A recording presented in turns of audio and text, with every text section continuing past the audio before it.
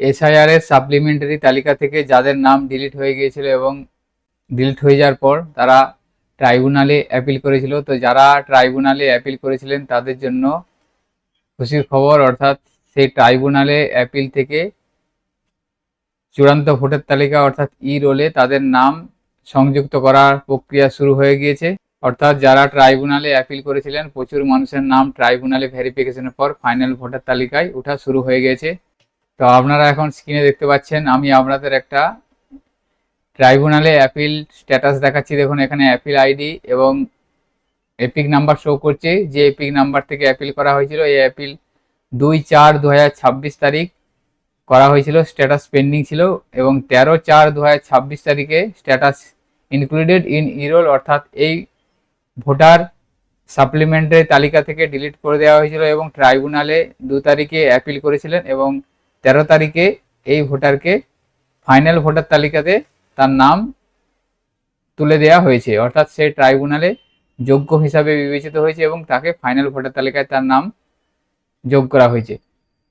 তো আপনারা যদি ডিলিটেড হয়ে থাকেন বা ট্রাইব্যুনালে অ্যাপিল করে থাকেন, তাহলে কিভাবে আপনারা বুঝবেন যে আপনাদের নামটা ফাইনাল তালিকায় উঠেছে কিনা বা আপনাদের ট্রাইব্যুনালের অ্যাপিলের স্ট্যাটাস কী আছে, সেটা আজকের ভিডিওর মাধ্যমে আমি আপনাদের দেখাবো। তাই ভিডিওটি স্কিপ না করে আপনারা সম্পূর্ণ দেখবেন এবং আমাদের সাথে থাকবেন।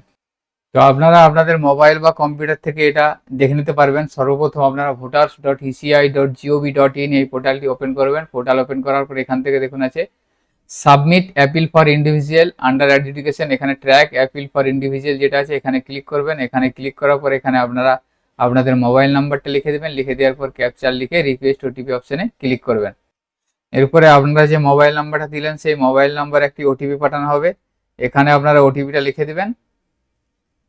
লিখে দেওয়ার পর ভেরিফাই অ্যান্ড লগ ইন অপশানে ক্লিক করবেন। ক্লিক করার পর আপনাদের ট্রাইব্যুনালে অ্যাপিলের যে ট্র্যাক, সে ট্র্যাকের পেজে আপনাদেরকে নিয়ে যাওয়া হবে। এখানে দেখুন আছে ইন্টার এপিক নাম্বার, এখানে আপনাদের এপিক নাম্বারটা আপনারা লিখে দিবেন। লিখে দেওয়ার পর সার্চ অপশানে ক্লিক করবেন। সার্চ অপশানে ক্লিক করার পর দেখবেন ডিটেলসটা শো করে যাবে, অ্যাপিল আইডি, এপিক নাম্বার এবং অ্যাপিল ডেট এবং স্ট্যাটাসটা এখানে শো করছে। এখানে দেখুন অ্যাপিল ডেট এবং টাইম শো করছে 2/4/2026 তারিখ 11টা 15 অ্যাপিল করা হয়েছিল এবং স্ট্যাটাস এখানে দেখাচ্ছে ইনক্লুড ইন ইরোল, অর্থাৎ এই ভোটারটি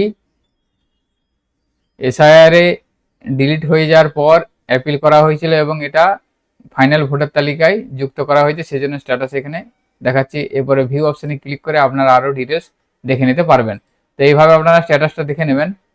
তো আমি আপনাদের অন্য একটা ভোটার আইডি দিয়ে সার্চ করে দেখলাম, দেখুন এখানে অ্যাপিল আইডি, ভোটার আইডি এবং অ্যাপিল ডেট শো করছে। এই ভোটার কার্ডে 2 তারিখে অ্যাপিল করা হয়েছিল এবং এখানে স্ট্যাটাস পেন্ডিং দেখাচ্ছে, অর্থাৎ এখানে এখনো পর্যন্ত এই ভোটারকে ইরোল বা ফাইনাল তালিকায় নাম প্রকাশিত করা হয়নি, সেজন্য এখানে পেন্ডিং দেখাচ্ছে। তো এইভাবে আপনারা আপনাদের অ্যাপিলের স্ট্যাটাসটা জেনে নিতে পারবেন এবং জেনে নিতে পারবেন যে আপনাদের অ্যাপিল করার পর আপনাদের ভোটার তালিকায় নাম উঠেছে কিনা, সেটা আপনারা সহজেই জেনে নিতে পারবেন।